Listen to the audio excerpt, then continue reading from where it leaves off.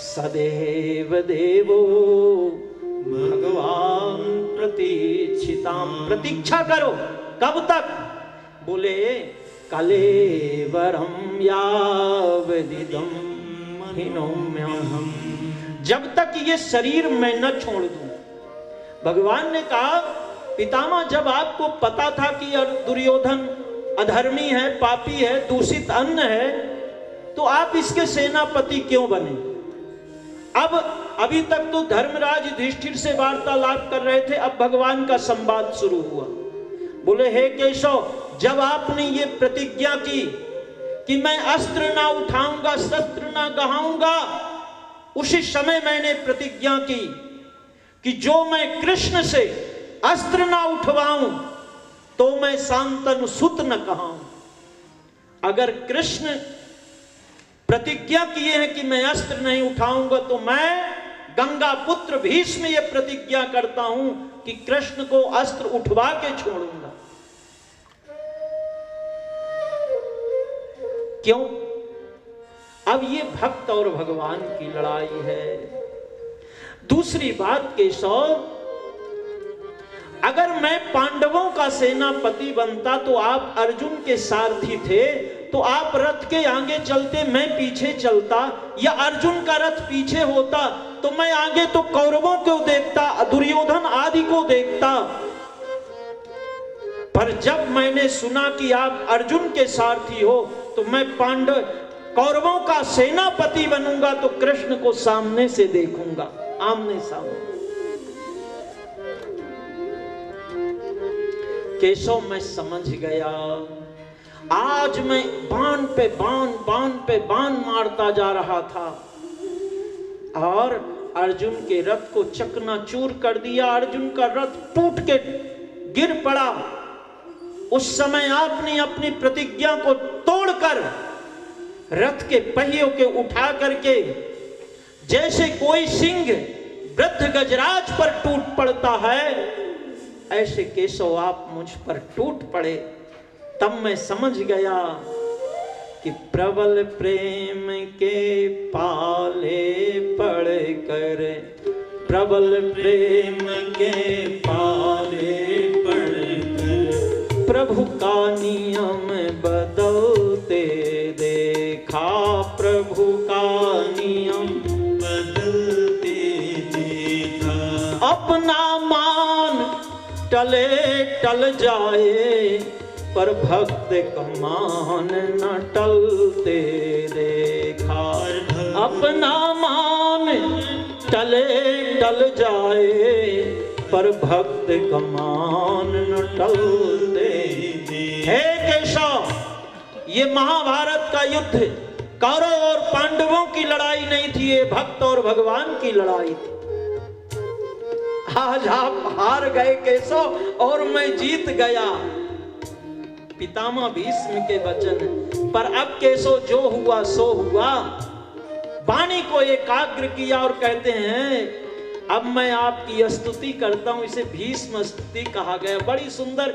इसका तो अलग से कभी संवाद हो तो 3-4 घंटे इसी पे चर्चा करें। मन वाणी को एकाग्र किया और कहते हैं इति मति रूप कल्पिता वितृष्णा, शाश्वत पुंगये विभूमि। इति मति रूप कल्पिता वितृष्णा, भगवती शाश्वत पुंगवे विभूमि। स्वसुखमुपगते क्वचिद् हर्तुं, प्रकृतिमुपेयुषि यद्व प्रभाः।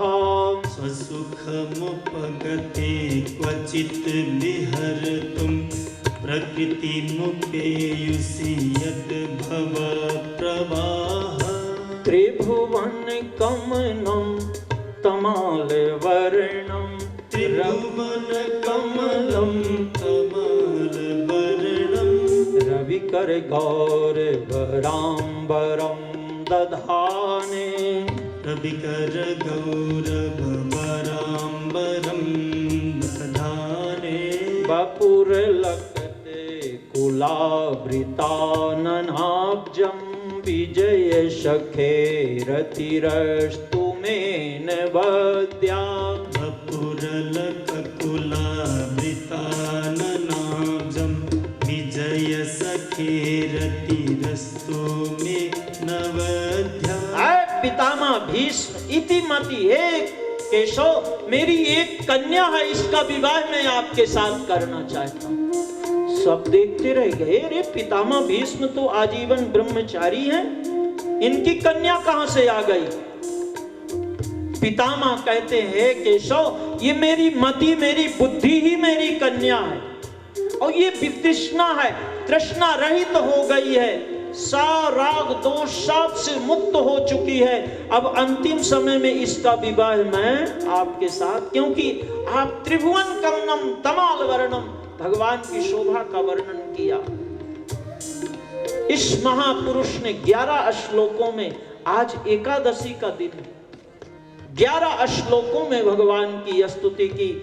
इस महापुरुष का महाप्रयाण हुआ, आज आकाश से पुष्पों की वृष्टि होने लगी। इस प्रसंग को सुनने मात्र से पितरों का मोक्ष हो जाता। ऋषियों ने भगवान की स्तुति की है। हे गोपाल राधा कृष्ण गोविंद गोविंद, हे गोपाल राधा कृष्ण गोविंद गोविंद, कृष्ण गोविंद गोविंद, कृष्ण गोविंद गोविंद, कृष्ण गोविंद गोविंद, कृष्ण गोविंद गोविंद, कृष्ण गोविंद गोविंद, कृष्ण गोविंद गोविंद, कृष्ण गोविंद गोविंद, कृष्ण गोविंद गोविंद। हे गोपाल राधा कृष्ण गोविंद गोविंद, हे गोपाल राधा कृष्ण गोविंद गोविंद, हे गोपाल राधा कृष्ण गोविंद गोविंद, हे गोपाल राधा कृष्ण गोविंद गोविंद। आज धर्मराज युधिष्ठिर का मोह समाप्त हो गया। जब विष्णु सहस्त्र नाम का उपदेश किया, इन्हें तुम पुत्र, ये शोक समाप्त हुआ। धर्म पूर्वक धर्मराज युधिष्ठिर राज्य करने लगे। भगवान हस्तिनापुर छोड़कर द्वारिका आए। भगवान का राजोचित सम्मान हुआ। अब जो उत्तरा महारानी ने गर्भ धारण किया था, समय आया और इस बालक ने जन्म लिया। ज्योतिषियों को बुलवाया गया, ये सब में सबकी परीक्षा करता था, इसलिए इसका नाम परीक्षित रख दिया गया। यहां कई महीने व्यतीत हो गए, भगवान का कोई समाचार नहीं आया। आज धर्मराज युधिष्ठिर ने अर्जुन को द्वारिका भेजा, जाओ कृष्ण का संदेश लेकर के आओ। और अब धर्मराज युधिष्ठिर देख रहे हैं कि लोगों का मन बदल गया, लोगों में बड़ा बदलाव आ गया, घरों में ताले लगने लग गए, पति पत्नी में कलह होने लग गया। दो भाई झगड़ते झगड़ते आए, राजन न्याय करो न्याय करो। क्या हुआ? बोले महाराज मैंने अपना प्लाट इस भाई को बेच दिया था। फिर झगड़ा किस बात का? तो दूसरा कहता है महाराज मैंने इस प्लॉट में मकान बनवाने के लिए नींव खुदवाई, तो नींव खुदवाया तो महाराज इसमें इतना सारा धन निकला, गिन्नियां निकली, तो फिर झगड़ा किस बात का? बोले महाराज मैंने इस भाई का प्लाट खरीदा है, इसका धन नहीं खरीदा, ये धन इसका। तो भाई तुम क्यों झगड़ रहे हो? बोले महाराज मैंने ये प्लाट इसको बेच दिया, तो अब इसके अंदर जो भी हो वो इसका, ये इसका, ये इसका। इसकी लड़ाई महाराज धर्मराज युधिष्ठिर के राज्य में होती थी। राम, ओहो राम राज्य। जब चित्रकूट की सभा लगी तो जज कौन बने? गुरु वशिष्ठ। हे भरत अपना पक्ष रखो। भरत जी ने कहा गुरुदेव मोहिराज हठ दई हो जब ही रसा रसातल जाइए तबही। गुरुदेव अगर अयोध्या के सिंहासन पर भरत बैठा तो पृथ्वी रसातल को चली जाएगी। क्यों भरत? बोले मोहि समान को पाप निवासु, अजेहि लगिसी राम बनवासु। गुरुदेव मेरे जैसा पापी इस पृथ्वी पे राज्य करे, जिसके कारण जगत पिता प्रभु को और मेरी मां को बन बन भटकना पड़े।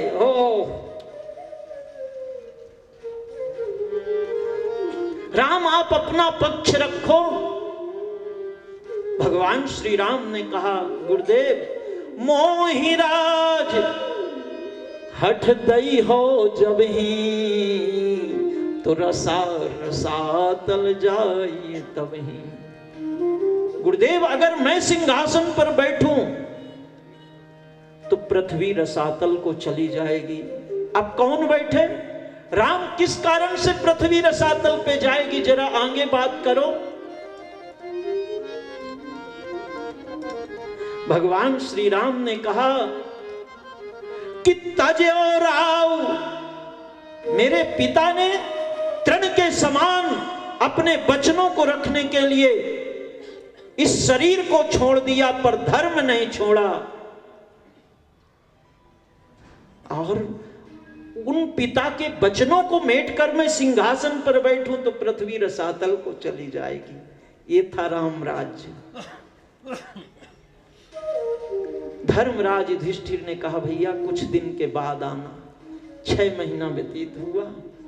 अब दोनों भाई फिर झगड़ते झगड़ते आए, ये मेरा। बोले अरे अभी अभी तो ये कह रहे थे ये तेरा, अब क्या हो गया?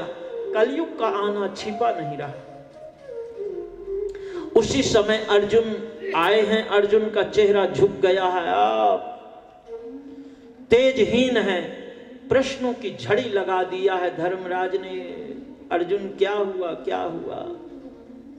अर्जुन ने साहब भैया ये जो महाभारत हमने जीता उसकी कृपा थी, जो द्रौपदी को प्राप्त किया उसकी कृपा थी, खांडवप्रस्थ को इंद्रप्रस्थ बना दिया वो उसकी कृपा थी। सोहम नृपेंद्र रहिता पुरुषोत्तमेन सख्या प्रियेन हृदयेन शून्य। भैया आज सोहम नृपेंद्र रहिता पुरुषोत्तमेन, वो पुरुषोत्तम से मैं रहित हो गया। वो तो इस धराधाम को छोड़ के स्वधाम चले गए। और प्यारे समय होत बलवान, प्यारे समय होत बलवान, समय होत बलवान, प्यारे समय होत बलवान। ए जी मत करना अभिमान, प्यारे समय होत बलवान, प्यारे समय होत बलवान।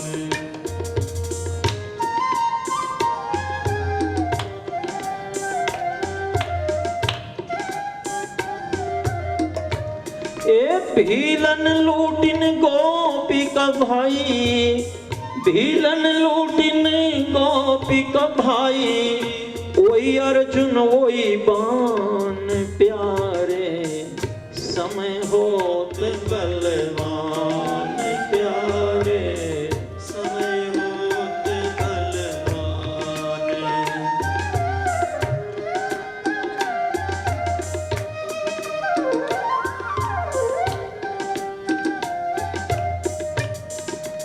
तेरे जैसे लाखों आए, तेरे जैसे लाखों आए, मिट्टी ने है सबको खाए।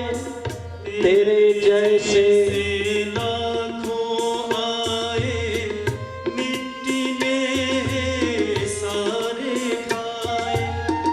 रहा न नाम निशान, प्यारे समय होत बलवान, प्यारे समय पड़ा बलवान।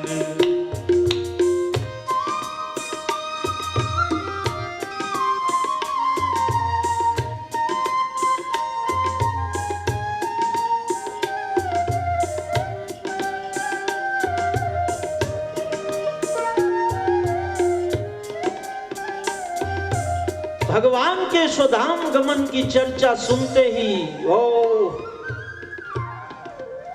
धर्मराज युधिष्ठिर शोक में डूब गए। 1 मिनट की देरी नहीं की, पांचों भाइयों को बुलाया, महारानी द्रौपदी को बुलाया और परीक्षित का राज्याभिषेक किया। बोले अब इस धरती पे रहने का अधिकार हमारा खत्म हो गया। हिमालय की यात्रा की और स्वर्गारोहण हुआ। यहां परीक्षित महाराज धर्म पूर्वक प्रजा का पालन करने लगे। एक दिन प्रातः काल प्रजा की स्थिति को समझने के लिए ऐसे ही भेष बना के जा रहे थे तो देखा कि एक काला कलूटा व्यक्ति मोटा डंडा लेकर के एक बैल को पीट रहा है। बैल के 3 चरण 3 पैर टूट चुके हैं, वो फिसल फिसल के अब कराह रहा है और ये पीटता जा रहा है। परीक्षित महाराज धनुष बाण चढ़ाया और इस व्यक्ति को मारने लगे तो इसने परीक्षित महाराज के चरणों को पकड़ लिया। महाराज मैं कली हूं, जब सतयुग के समय को आप नहीं टाल पाए, द्वापर को नहीं टाल पाए और सतयुग त्रेता को नहीं टाल पाए, द्वापर को नहीं टाल पाए, तो महाराज मैं तो सबसे छोटा भाई हूं। तीनों भाइयों ने राज्य कर लिया, अब मेरा राज्य आ गया। तो ये बैल कौन है? बोले महाराज ये धर्म है। 3 पैर टूट चुके हैं, सत्यम नास्ति। लोग बात बात में झूठ बोलने लगे, असत्य का आचरण लोग करने लग जाएंगे कलिकाल में। तप खत्म हो जाएगा, अब ब्रह्म मुहूर्त में उठना है तो बोले ये तो मंदिर के पुजारियों का काम है उठने का। महाराज हम तो 12 बजे तक वो कौन सा सीरियल आता है वो उसके देखे बिना नींद नहीं आती, सवेरे कैसे उठा जाएगा। तप खत्म हो गया, शौचम पवित्रता खत्म हो गई, अब केवल दान बचा है। और दान में भी तो बड़ा दिखावा, अभी अभी की बिल्कुल सत्य घटना आपको बता रहा हूं। भगवत कृपा है आप लोगों के बीच में जाने का काम पड़ता है। तो एक ट्रस्ट है, तो उस ट्रस्ट में बहुत रुपयों की जरूरत है। तो जो चेयरमैन है उनका बेटा उसी स्टेज पे था। दूसरे भाई ने अनाउंस किया कि अमुक सेठ जी का बेटा 51 लाख रुपया दे रहा इस ट्रस्ट को। अब भगवत कृपा, अब हमारे मित्र बैठे थे, हमने कहा ये तो बड़े दानी हैं भाई, देखो सबसे पहला नाम 51 लाख रुपया का। बोले महाराज जी आपको पता नहीं है। बोला क्या पता नहीं है? बोले ये लोगों को उकसाने के लिए 51 ये देगा तो दूसरा 61 बोलेगा, तीसरा ये 1 रुपया देने वाला नहीं, पहला नाम 51 लाख। और सब लोग दे देंगे ये पीछे, बस श्री गणेश तो कहां से। अब ये दान की स्थिति हो गई है, तालियां बजी, हार पहनाया गया 51 लाख, कोई 1 करोड़। अब बोले इनमें उकसाने वाले जो बाहर के आएंगे ये तो बेचारे देंगे, ये जो ये अंदर के हैं ना पूछो मत। ये हालत दान की हो गई, क्या कहोगे। तो ये कली में एक चरण बचा है, केवल दान। और दान तो ऐसा होना चाहिए कि ये मुट्ठी से दो, आपको पता लगे और देने वाले को, इसके तीसरे को। देखो भाई मैं निवेदन करूं कि चेक 1 बार भंजाओगे कि 10 बार भंजाओगे। जब एक बार आपने चेक दिया, ताली बज गई, हार फूल पहन लिए, पूरे क्षेत्र में नाम हो गया, तो अब वो दूसरी बार चेक भंजेगा कि यहां भंज गया कि अरे सेठ जी तो बड़े दानी। चेक तो एक बार ही भंजेगा। इसलिए अगर वहां भंजाना है तो ध्यान से दान दया। कली ने कहा महाराज मैं क्या करूं? राजा परीक्षित ने कहा भैया मेरे राज्य को छोड़ के तू कहीं भी जा, पर मेरे राज्य में तो मत रहो। इसने कहा महाराज मैं जहां जाता हूं वहां आपको धनुष बांध लिए देखता हूं, कहां जाऊं? उदयाचल से अस्ताचल तक आपका राज्य बताओ, आप मुझे स्थान दो। तब महाराज परीक्षित ने विचार किया, शरणागत की रक्षा करना मेरा धर्म है। और कली ने कहा महाराज मेरे में एक बहुत अच्छा गुण है। क्या गुण है? बोले शतयुग त्रेता द्वापर पूजा मख अरु जोग, जो गति होए सो कलि हरि, नाम ते पावहि लोग। महाराज मेरे लिए ना आसन लगाने की जरूरत है, ना अष्टांग योग करने की जरूरत है, ना विपस्सना की जरूरत है, ना आर्ट ऑफ लिविंग की जरूरत है। आर्ट ऑफ लिविंग तो महाराज राधा रमन, राधा रमन, राधा रमन कहो, राधा